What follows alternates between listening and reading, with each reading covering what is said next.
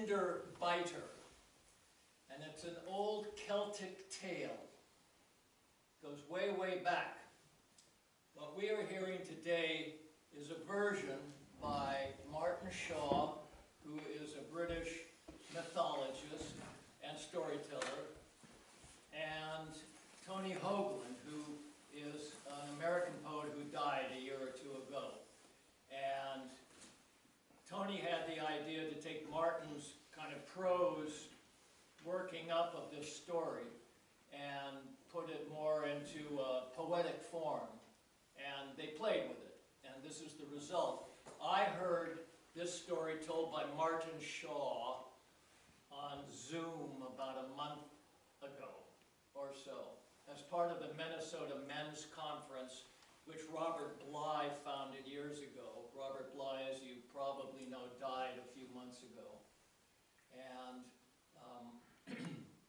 I was at that conference one time.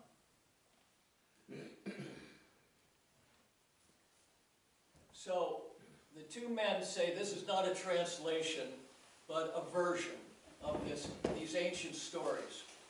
So I want to say that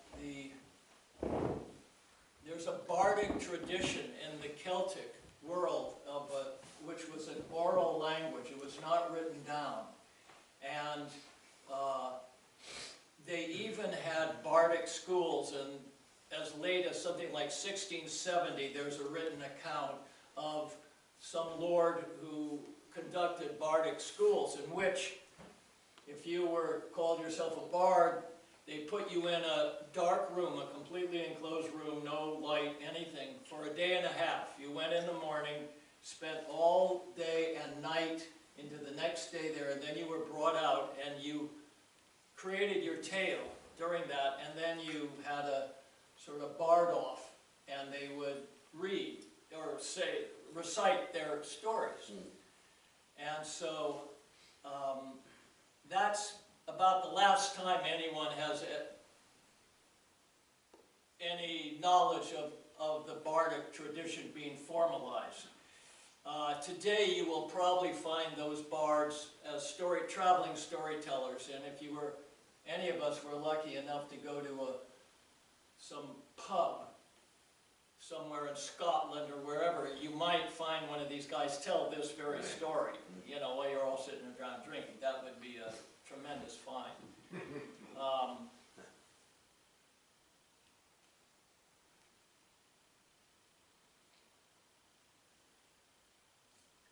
But the continual kind of invasions and cultural influences, starting with the Romans coming in, and then there were the French kind of Gauls, and the English and the Vikings. All these different cultures went through and slowly took over, absorbed, and erased this oral culture. And so these two poets are trying to, you know, keep it alive and bring it back, which I think they've done very successfully. And I've chosen to actually, hopefully in a good way, read this story to you, because the language is great and it's beautiful. And so it's called, oh, so there's a couple of things I'm going to ask of you. One, I'm going to ask you to repeat occasionally one of the words or two of the words, you know, and I'll make that obvious and really come forth with it. That's the first thing. And the second will be, near the end of the story, there will be a gift to be shared amongst all of you. Okay? And then, at the end of the story, we'll take a breath, and then what I'd like to do is 1, 2, 3, 4, 5, 6, 7, 8, 9, 10, 11. Well, maybe Bill won't be here. We'll break up into 3 groups. And I've got a little paper and pencil, and someone can be the recording secretary. And what you heard from the story that had an impact on you, that you'll, in your little breakout group, will just discuss. It'll be 5 minutes at most. And then we'll come back and share all that. do want to say in a story, what I've learned is you cannot remember everything that you will hear. By no means, you know, it's just too much. But there will be things that you'll hold, and that's what we're going to, you know, find out.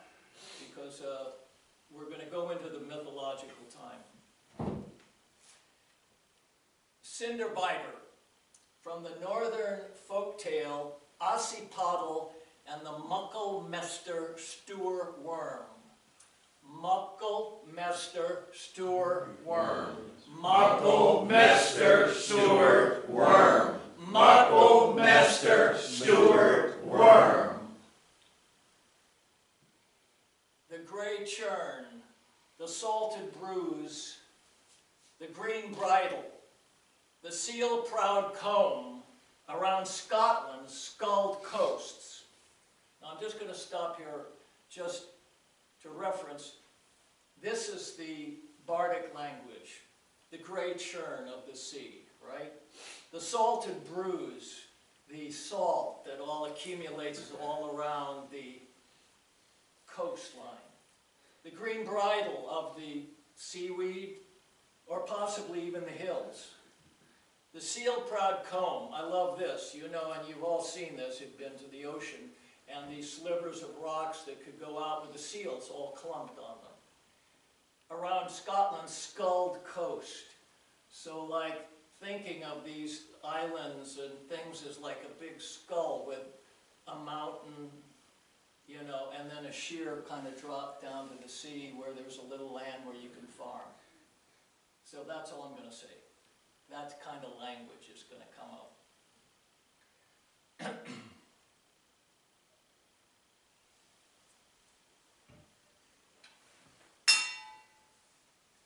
The grey churn, the salted bruise, the green bridle, the seal-proud comb around Scotland's sculled coast. Near it, there is a farm. A resolute tump, the gull's shrill wind beats like medicine for a gummed ear. The family bent low to the ground, praying to the sea gods. All arrogance sliced clean with poverty's cleaver. The trance of fieldwork, claiming all up to the silver line of the coast. All but one. Years before, the mother of the hut squatted out 7 sons.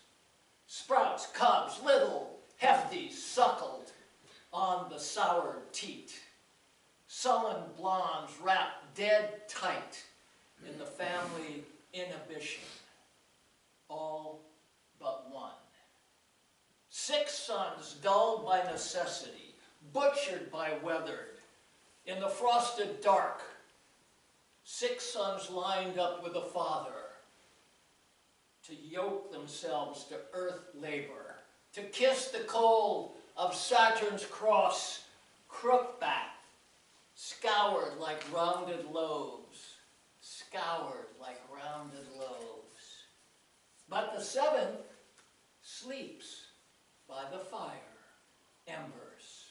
So smeared by ash, he seems more magpie than boy. Locks hedgehog thick with ash, his mind loosened by the flames incanting. The boy is underground, adrift in the poet's dark roots of silence.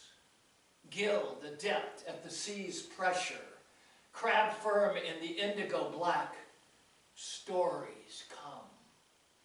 Squatting like lumps of coal, darkly bright in the Viking currents. The green teeth of the sea flower him with sagas. He befriends the Bannock moon. He is lifted giddily over the high desert. Through the tangled combustions of history, his slow heart sends a drum thump, rain dancing through time. He is a god torch, flickered on the cave wall, his haunch rich with prophetic ochre. And everywhere the snow falls. Lazy, they say, watching his slow tidal breathing.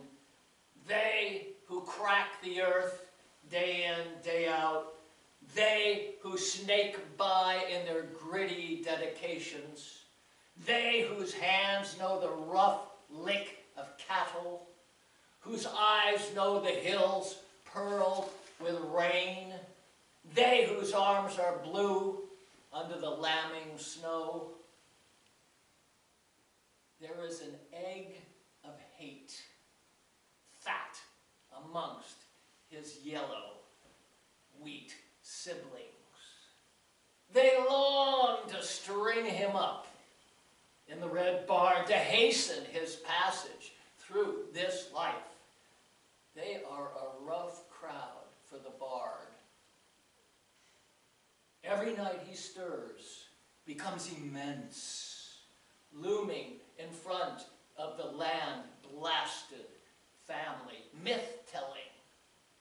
Stories lurch out beyond the ken of local knowledge. Sun on their backs, desert-baked, prophetic spurts come rapid from his traveled jaw, a mangling wood-buyer. Tundra snow and jaguar teeth spill onto the floor of the fire-flecked hut. He swears when his time comes, he will rise with the hero energy. Father leans forward with proud fists and scatters the grandeur. Says a serpent will lick the underside of the moon before that happens. All cackle. And relax gladly into the familiar atmosphere of hurt. The ebony lump drifts off. There is always killing to do around the farm. One night, could we have a little patter of rain? Yeah, on your chair with it. One night, guts of rain brace, overturn on the farm. The darkness malignant, tough like a beetle's coat. Steel drops of water brace the farm's door. Amongst the commotion sounds a rough knocking. Something wants in. Father announces he's coming to whatever waits. Dog barks, he coughs lively and big and slouches to the shaking frame. It is the king's messenger. Cloak fat with water, royal brooch ornate, golden blazed among his costume. He sits by the fire and accepts thin soup. He is large with news. There is a worm, the Mucklemester Stour worm. The Mucklemester Stour worm. The Mucklemester Stour worm. The serpent of Misgard. A horror coiled like a hateful rope around the world. The worm yawns, and salt drifts of wave assault the bright corn. It breathes out, and blonde hills become black feathers, ash piles, charred memory. Its vast head has moved north. Its scaled mass just a few miles offshore. We fear that great yawn and the breath that will wrench us from the path of life. Our king has called up to the directions, hurled up at Orion's belt, gazed at his own hands, mysteries, called on the Spayman, the northern magician, who grins and says only killing will do. Killing fire with fire. First, 7 girls, without bed knowledge, were found, bound tough, splayed crude on the rocks, for the great head to extend its forked tongue and gather them into its inner chambers. This darkness has occurred more than once, until our people demanded some other way. The hamlets are empty of womb maidens, so the spaymen went to the wilderness, was entranced, bog crazy, rolled in thistle and gorse, got damaged by the forces, and came back with worrisome knowledge. The death of this curse asks a high price, a flesh treasure, the giving of the king's own daughter to the gray tongue of the worm. The king has announced by this fire that his daughter will marry any man so broad enough to take this serpent on, to roar with the bold pride of his death. The wedding dowry will be the kingdom itself, and the old king's sword, sicker snapper, given him by Odin. My lord is the last of the old kings, the last with a hand in that northern cosmos. 30 strong men were aroused by that invitation, blood-gorged with the promise of gold. But at that beach they blanched, fell back, and wet the sand with their piss. My king has no faith in men like that. Now he takes his own sword, called Sickersnapper, from the chest behind the high table. Like a true champion, he has brayed out that he will die in the foam rather than give his daughter to the serpent, the worm. His boat is in a sheltered place tonight. Tomorrow morning at dawn he will sail out, my king, dragging a sword too heavy for his years. So I travel the storm line tonight, farm to farm, repeating the challenge to be great, to claim a sovereign's heft, to risk a sacrifice, to reach the beach by dawn and prevent a king's suicide.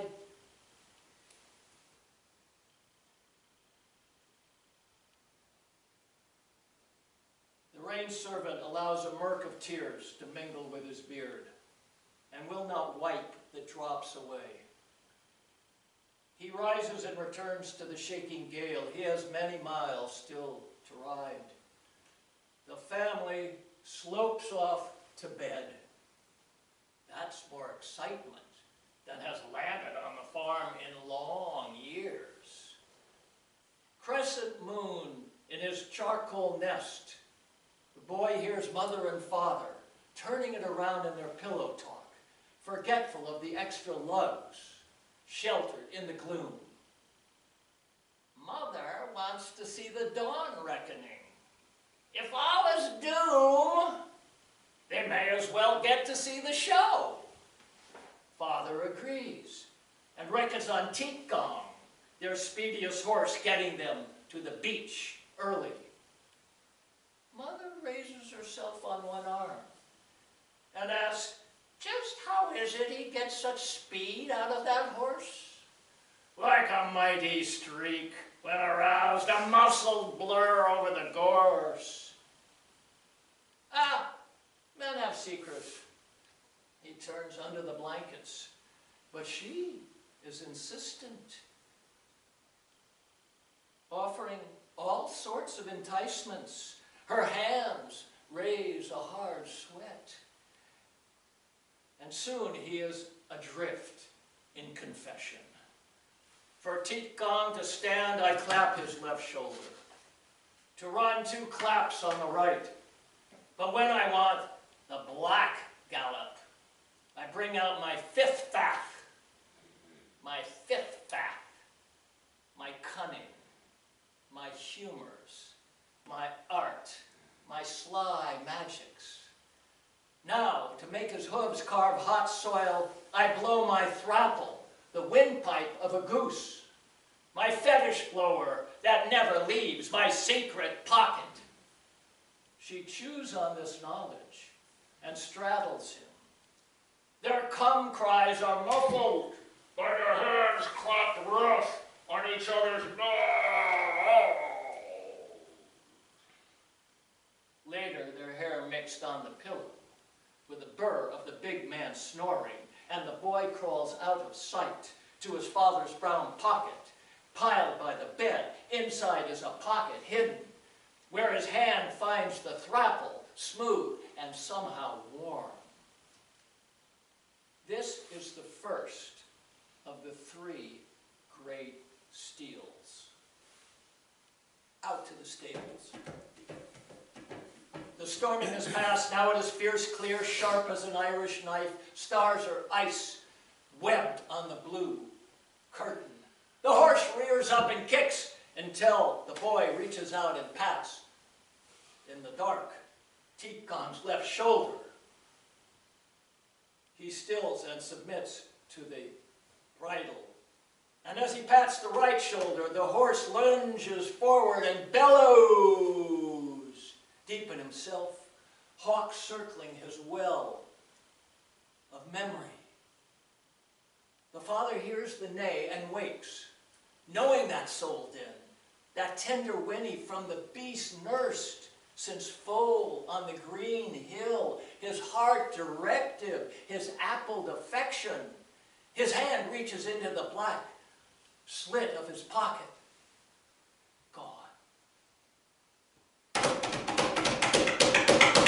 Family scatters from their sleeping piles onto their beasts, half-dressed, stubbled like the field. Father leads, his guttural language drilling holes in the black air ahead of him. Rat-a-tat-tat. He calls to his horse with all his slow wisdoms, claims back all his countless hours of care, for this hijack to cease, for his beast to come halt. Hi, hi, ho! Teat Gong, whoa! It almost works. But away. The rider's blood cooks like red branches under his muckskin, his tongue dirt sharp with the urging. The horse tries to turn its head, desperate for the old calling, but the Cinderbiter turns the magic against its owner and blows mad hard on the thrapple. Everybody whistle.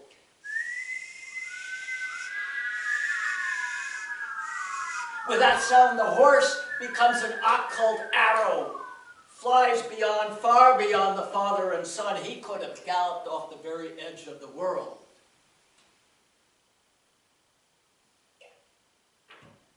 Out through the night, the son on the stolen horse, the father in the dark. How many fathers and sons ride in the night like this? Father behind father behind father, lonely like a Grendel.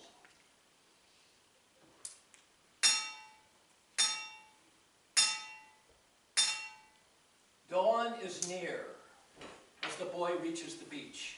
Saddle bashed, he clambers off between the sea and the land is a thin strip of beach. And on that beach a tiny croft, the hut. He slips inside. An old woman sleeps under a rough blanket, a cat at her feet. The hut groans woozily in and out, as if it were she that breathes it. The fire in excitement all night, an iron pot beside it. As is his cinder habit, he gazes at the embers and scoops a lump of peat out of the pot and is off with it.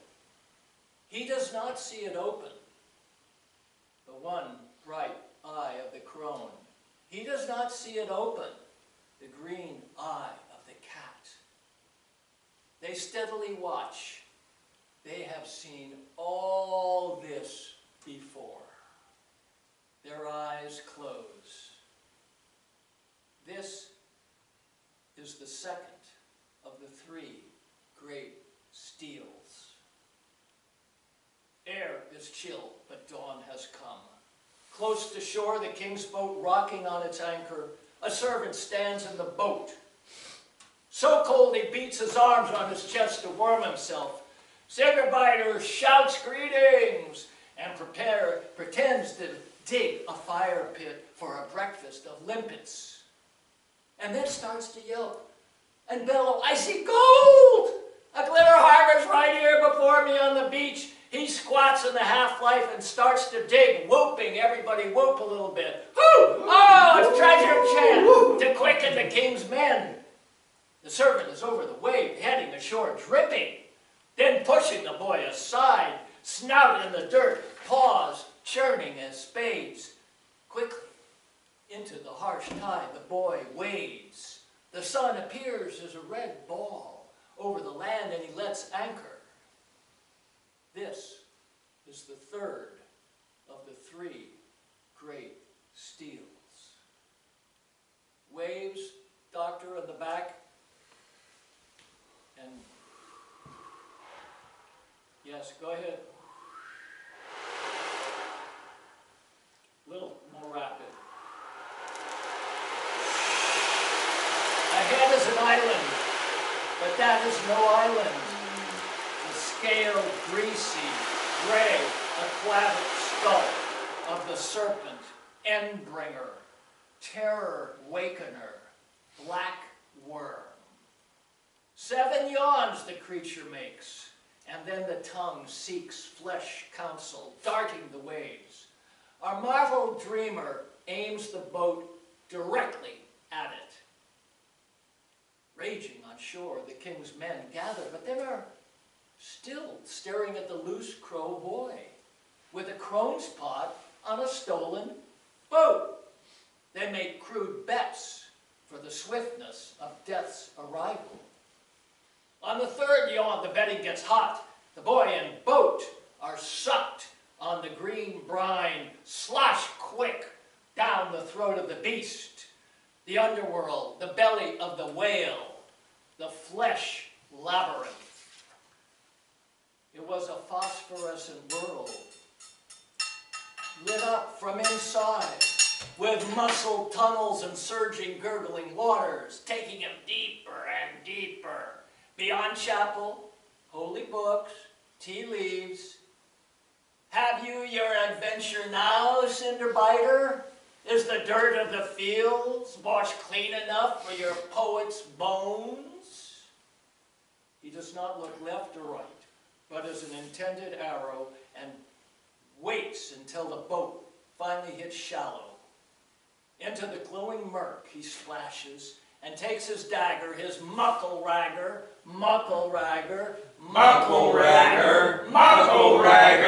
from his belt. A sharp belly acid sloshes the walls, fierce stink drips.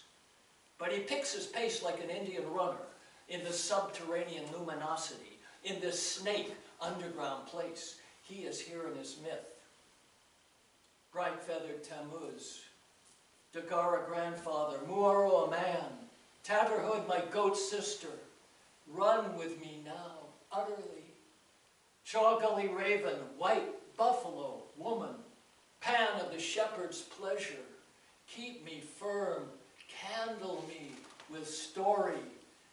Brave Tyr, one who places his hand in the wolf Fenrir's mouth, see this small thing I do in this dragon underworld. Mabon and Trich Twith, hunter and hunted, vast tusked boar, agile pursuer, I call on both, keep me nimble. The worm liver he finds. The muckle-ragger cuts deep into it, deep, livid, and bloody. Then from his swinging pail, he plants the crone's ember in the splayed hole, the rupture. His dreaming breath puffs wildly, and the ember roars up again to flaming, catching hold. When the whole liver is smoking, he splashes back through the tunnel, back to his boat. The worm judders, retches, starts to shape lurch. He is getting cooked. The boat catches a stink of water from its belly and carves up time and space in its exit from the serpent. Drenched in worm foam, a black stick in the air, the boat soars and lands. Hard and timber blasted on the wet mud of the beach. The boy is flung clear. But the king and his men, the crone and her familiar, even his gathered family, are only half looking at him, because the world is changing. The sky is a riot of black smoke from the worm's nostrils. Floodwaters from its gob loosens the waves. With a terror smash, it lifts its great head. Its tongue shoots out and licks the underside of the moon. Its whole body stands and tries to hold on, its tremors rising now. Above them all, the iron column of the beast goes mad as shake. From its last slathering mouth, the teeth spray out. First tooth, the Orkneys. Second tooth, the Hebrides. Third tooth, the Faroes. Finally, its body leaps back, way back, steaming into deeper waters, coiled tight in a death bath. It passes. Iceland, it becomes, where the liver still smokes under burning mountains. Over time, the people gather their senses back. Sky clears, the sun gifted yellow beams. Some great energy has passed by, but passed. The king levels his gaze on the grimed and brined man. This drifter into the center of trouble. This magpie of the three steels. And places the heft of sicker snapper into that seer's calm hands. His family on the hill squints through the smoke, narrow-eyed.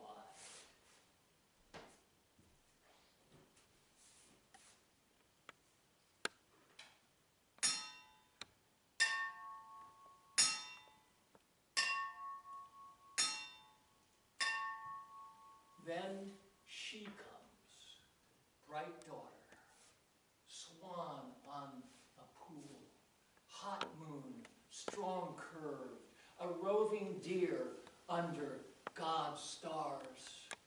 Full voice, voice that makes the beehives golden. Dew lick the dark grass, fire spark at the anvil. Green cloak, brooch of fine, white bronze, grass does not bend under her foot. She is her own country. Full-thighed, flower arrayed, she has budded slowly under the snowy winter. Read by the yellow candle, gathered sticks on the pagan hills, swum through 100 acres of whale thought. She knows what stands behind her. She is an owl wife, knowledged. No mere reward, but strong-minded, kestrel swift, a stinging honey. Our scarecrow man is agreeable to her, so different from those salted thugs of court. There will be conversations for these two, and bright rimmed goblets, and a walled garden with tall pines. The wedding will last for years.